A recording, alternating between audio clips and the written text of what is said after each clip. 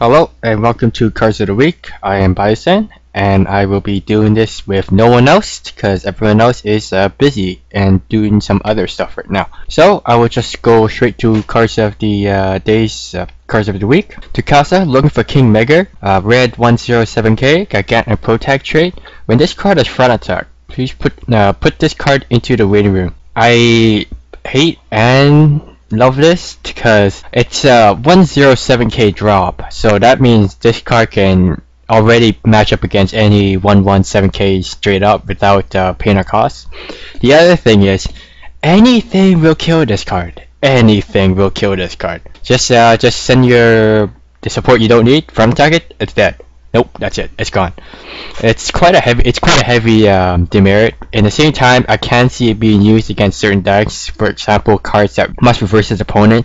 If it's not there anymore, there's nothing to reverse. So that could be an upside to its demerit. But although honestly, the demerit is really heavy.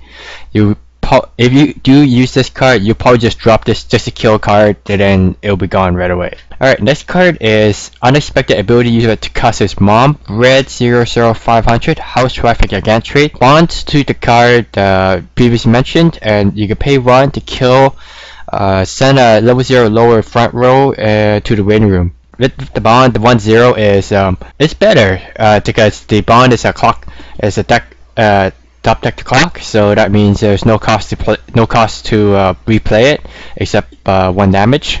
It could help accelerate you to level 1 faster, and it makes the level 1 better, but the fact that level 1 will still die to anything makes it that less appealing to me. The act is okay. It's starting to come up more and more. It's good to get cards that requires to be reversed, and once you set the memory, like the anti-heal memory cards, or the typical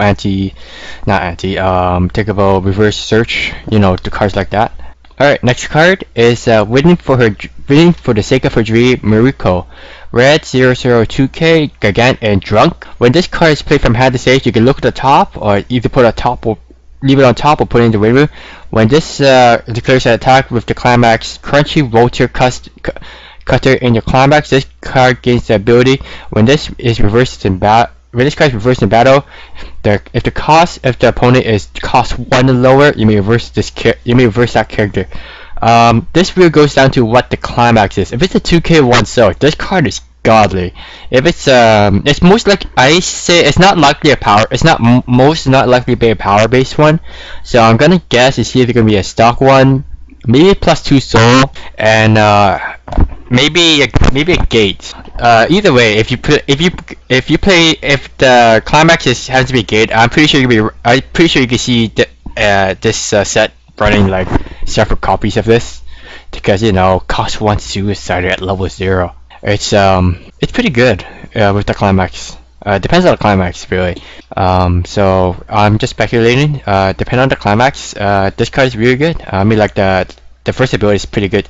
It's the first ability makes it playable too. Its power is pretty decent. So and the last card for Gargant is Ability User of Shadow Kyoto, 3-10k blue mystery Gargant trait. During the start of your Climax phase, if you have no other character, choose one of your opponent's level 3 and lower characters, send it to the clock, and then this card gains 7k, and this next ability, you can pay 2 and discard 2. This card can only activate once per turn. When this refers to opponent in battle, you can pay the cost. If you do, restand this card and move this to empty slot in your stage. And then you can choose one other character and send it to the waiting room. This card gains 1k till the end of the opponent's turn. This card can beat 3 cards by itself. All you have to do is use the second ability, kill all your cards, and then begin your Climax phase. Just send one card you want to send to the clock, and then go ahead and ram into 2 different other cards. And it's also, the second ability is pretty good too, because if your opponent does something undesirable, say like Compass or something, if they somehow beat this card at 17k, Yeah, don't have to pay the cost, man. Because it's not rededication. It's not on the attack. It's on the reverse. So yeah, I say this is a really good end game card. Three, run at 3, maybe 4 copies actually, depending on what they have. Depending on what else they have for level 3s. It's a good end game card, I say. Nothing like Marika and nothing like Marika, but you know, it's still pretty good. Next, we go to Nanoha. Fate in bathing gown, yellow 002K, magic and clone. With this card is played from hand to stage. This card gains 1500. And then brainstorm, pay 1, rest 2 of your characters, and reveal the top 4. And for every climax you reveal, you could search your deck for 1 clone or familiar character and show it to your opponents, then add it to your hand, shuffle your deck. It's basically a searcher for ARF and Fate. In a fan deck for sure, they'll run this. In fact, I might even run this just because it can search out the global ARF for Fate, which is plus 500 everything during your turn and plus 500 to off Fate in general.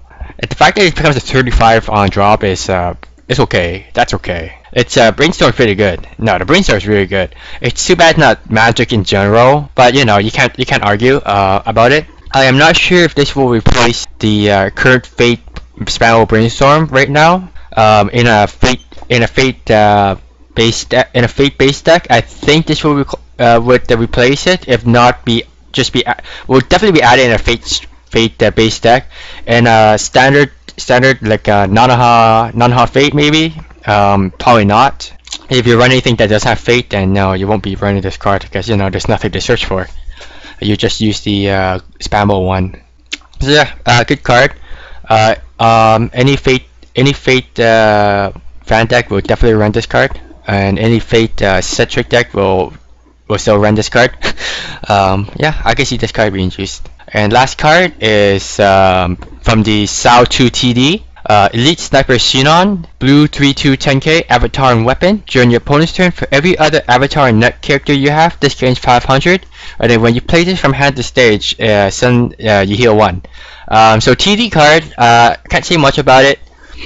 This card can become 12k only during your opponent's turn. So yeah, and it heals.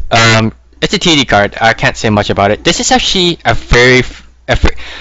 we haven't seen very many good level 3 cards come from TDs recently.